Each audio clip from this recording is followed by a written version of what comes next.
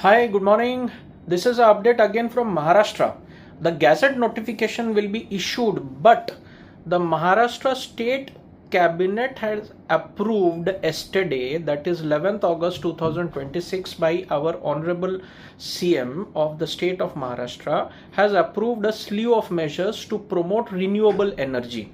Now, सबसे पहले full exemption of stamp duty on internal land transfer transactions from group companies to its own subsidiary companies और special purpose vehicle जिसको SPVs बोलते हैं, जो setup किया गया specifically for renewable and clean energy project, उनको इंटरनल ट्रांसफर पे stamp duty totally wave of किया गया है। यही नहीं, जो ट्रांसफर फी लगता है उस पे 25% कंसेशन दिया जाएगा on land transfer fees for land purchased for renewable energy projects. मतलब सबसे पहले कोई स्टैम्प ड्यूटी नहीं, इंटरनल कंपनी लैंड ट्रांसफर्स पे या एसपीवीज बना के रिन्यूएबल एनर्जी प्रोजेक्ट के लिए कोई स्टैम्प ड्यूटी नहीं, और जो लैंड परचेज कर रहे हैं उस पर ट्रांसफर फीस पे 25% का डिस्काउंट है।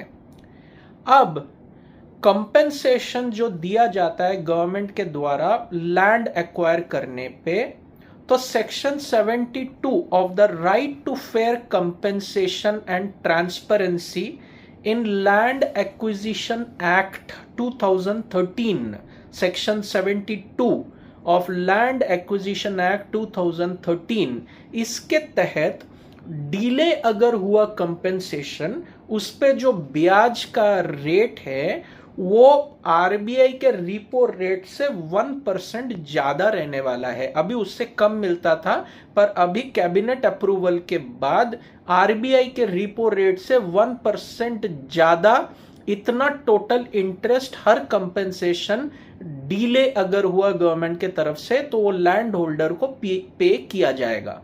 This is a very good push for bringing in projects for renewable energy and green energy into the state of Maharashtra.